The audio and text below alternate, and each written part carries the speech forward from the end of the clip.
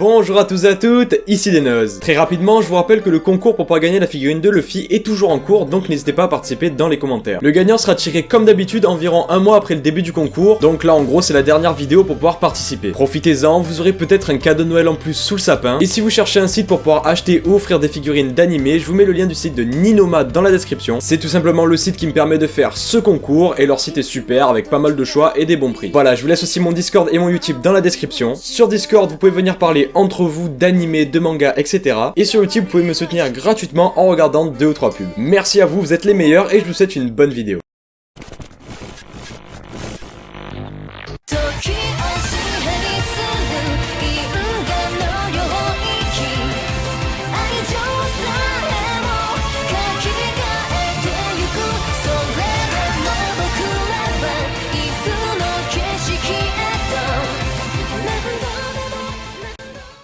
Il y a pas si longtemps, je vous ai proposé quelques openings qui n'avaient rien à voir avec leurs animés. En effet, les openings qui sont censés être en quelque sorte la vitrine d'un animé peuvent parfois complètement partir en couille et n'avoir aucun rapport avec leur animé. Histoire de vous rappeler un petit peu à quoi ça ressemblait, je vous avais par exemple parlé de l'opening de Madoka Magica qui était très joyeux en apparence et nous laissait entrevoir un univers de Magical Girl assez classique, alors que la réalité de l'animé est bien différente et bien plus sombre. Quand je pleure du sang. Et comme cette vidéo vous a beaucoup plu, et bien aujourd'hui je vous propose un deuxième épisode avec 3 nouveaux openings mensongers ou qui ont une ambiance totalement décalée de ce que proposent leurs animés. Si vous connaissez des openings de ce genre là, n'hésitez pas à me le dire en commentaire et peut-être qu'ils apparaîtront dans l'épisode 3 de cette série de vidéos. Mais sans plus attendre, voici le premier opening.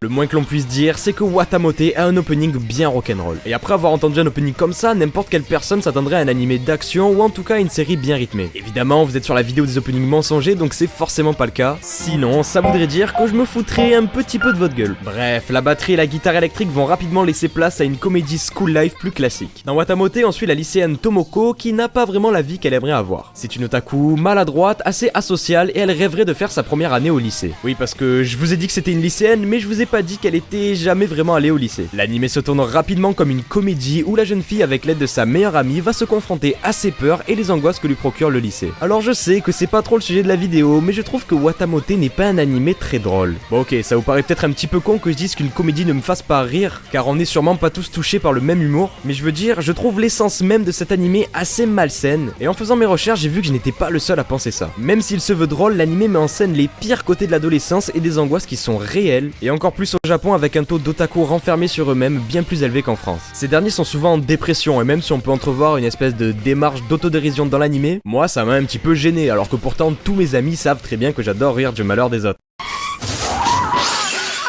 Aïe aïe aïe. Ça va madame? Ah, oh. 1, 2, 3... Les gars, 24 mètres, nouveau record, elle a fait 24 mètres. Mis à part ça, l'opening est vraiment pas mal et je trouve le contraste vraiment intéressant entre l'animé et ce dernier. On pourrait s'imaginer que l'opening représenterait le son que ferait la partie renfermée de Tomoko essayant de sortir au grand jour. D'ailleurs c'est assez explicite dans le visuel de l'opening avec Tomoko qui est enchaîné puis brise un mur et finalement brise ses chaînes. En clair, on a un opening qui n'a rien à voir avec son animé mais qui doit sûrement bien représenter certaines pensées de l'héroïne. Une jeune fille complètement renfermée sur elle-même mais qui se bat pour avoir une vie normale.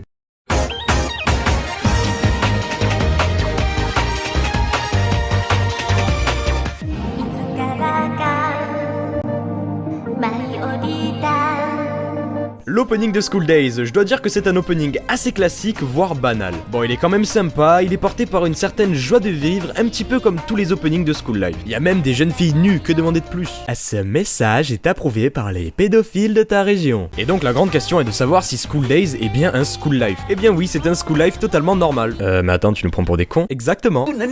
Bon, plus sérieusement, je vais parler de School Days et aussi parler de sa fin. Donc si vous ne l'avez pas vu et que vous souhaitez le voir, sautez simplement à ce timer. Mais bon, très franchement, vous raterez risquerez rien et vous sauverez même une petite part d'innocence qui sommeille en vous. Au début, School Days, ça semble être le typique animé cliché avec le mec qui rencontre une belle fille mais il a peur de lui dire. Et puis finalement, ils sortent ensemble et bla bla bla. Surtout que c'est justement un animé soutenu par un opening bien stéréotypé, ce qui fait que personne n'était prêt pour bon, vous verrez. Alors, il faut savoir que School Days, c'est un animé qui est vachement détesté, et il y a deux raisons à ça. La première, la plus évidente, c'est la trahison que fait l'animé envers le spectateur et le traumatisme que ça a dû être pour plein de gens qui pensaient voir un animé tout mignon. Et la deuxième raison, c'est le personnage principal, Makoto. Comme je vous l'ai dit, l'animé commence plutôt normalement. Makoto croise Katsura, une fille qu'il voit tous les jours dans le train, mais il n'ose pas lui dire qu'il la trouve attirante. Toi aussi, zappe sur Télé Niais, la télé où il y a que des trucs niais. Finalement, grâce à l'aide d'une de ses amies, il se rapproche de Katsura et les trois lycéens forment un triangle d'amitié assez chelou. Et puis ils poursuivent leur vie de lycéens en traversant les joies et les difficultés de la jeunesse. Si je m'arrêtais là, vous ne verrez pas pourquoi School Days est haï à cause de Makoto. Alors je vais vous le résumer simplement. Ce mec est un connard. Mais alors le plus connard que tu verras dans un animé pour pas mal de temps. Bon attendez, pour faire simple, je vous laisse une petite mise en situation de Makoto qui joue à Action Vérité. Dis Makoto, Action Vérité. Vérité? Combien de fois as-tu trompé ta copine? Oh mais enfin Gwenaël, comme si je pouvais tromper ma chère Katsura. 64 fois. Ah non 65, hier j'ai croisé sa mère. Mais merde quoi, ce mec c'est la caricature de l'enfoiré qui trompe sa copine avec une autre, puis qui trompe sa maîtresse avec une autre maîtresse. Et ça arrive tout le temps dans l'animé. Non, attendez, l'épisode 11 s'appelle même Un pour toutes. C'était pas assez explicite? Le pire, c'est qu'il en met même une enceinte. Sérieusement, un animé c'est pas du genre à m'énerver facilement, mais là t'as juste envie de lui planter 7 coups de couteau dans le torse, puis de lui couper la tête. Vous vous rappelez, on est parti d'un opening tout mignon et enfantin, puis je vous ai fait découvrir tout l'enfer qui accompagne l'histoire et le personnage principal de l'animé, et maintenant laissez-moi vous parler de sa conclusion. C'est un ascenseur émotionnel assez chelou et très violent.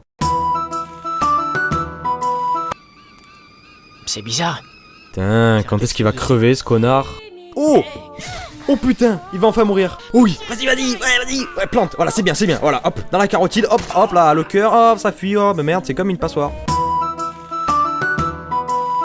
J'ai une bonne nouvelle pour toi. Si tu veux régler tes comptes avec lui, te gêne surtout pas. Il est là, juste à côté de toi, sur le banc. J'aimerais vérifier si ce que tu dis est vrai, ça ne t'ennuie pas? Ça ne prendra qu'une seconde. Je vais en avoir le cœur net, tu permets?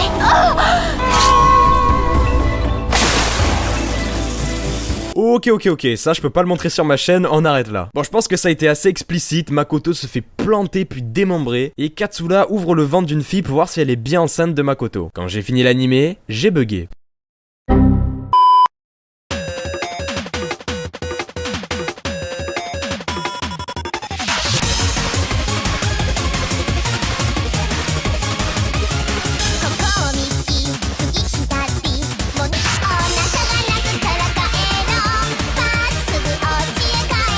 Alors je dois avouer que parmi tous les openings des Monogatari, le choix fut assez difficile. Cette série d'animés a à son actif beaucoup d'openings et celui-ci n'est pas un cas isolé dans le sens à être assez décalé. C'est l'opening de l'arc de Bakemonogatari dédié à Hachikuji. L'air est joyeux, voire même trop joyeux. Hein, là on est à la limite de l'overdose de la niaiserie. On peut voir Hachikuji qui a l'air de bien s'éclater et pour ceux qui n'ont jamais vu l'animé, Hachikuji est l'une des nombreuses personnes atteintes de maux paranormaux que le héros Araragi va devoir aider. Araragi c'est un adolescent tout à fait normal qui va au lycée et vit une vie d'étudiant lambda. Bon, c'est vrai qu'il s'est peut-être fait attaquer par un vampire, est devenu un de ses disciples et a fini par guérir et redevenir humain. Enfin, pas totalement, maintenant il est mi-humain, mi-vampire et il est en partie immortel. Ouais, bon voilà, comme je l'avais dit, c'est un mec quasiment normal. Et comme si ça suffisait pas, il va croiser tout au long de l'animé différentes filles qui sont tourmentées soit par des démons, soit par des malédictions. Enfin bref, des trucs pas très sympas. Et si j'ai retenu l'opening de l'arc de Hachikuji, c'est parce que j'ai trouvé son histoire bien trop badante comparée à l'opening tout mignon et innocent qui nous est présenté. À vrai dire, chaque histoire des Monogatari est assez déprimante. Et les enjeux de l'animé sont liés à de forts sentiments humains,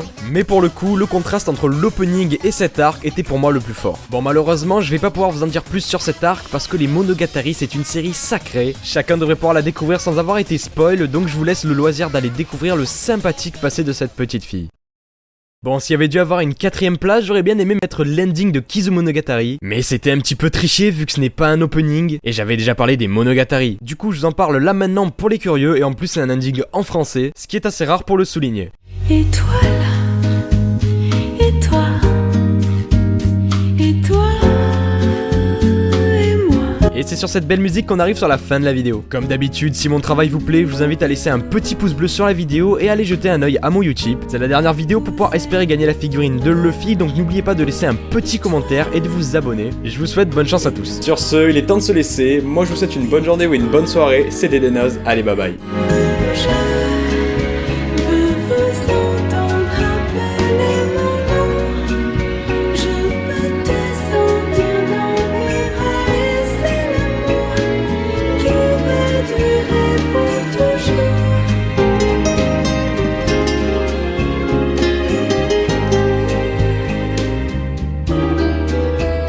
Et toi là, et toi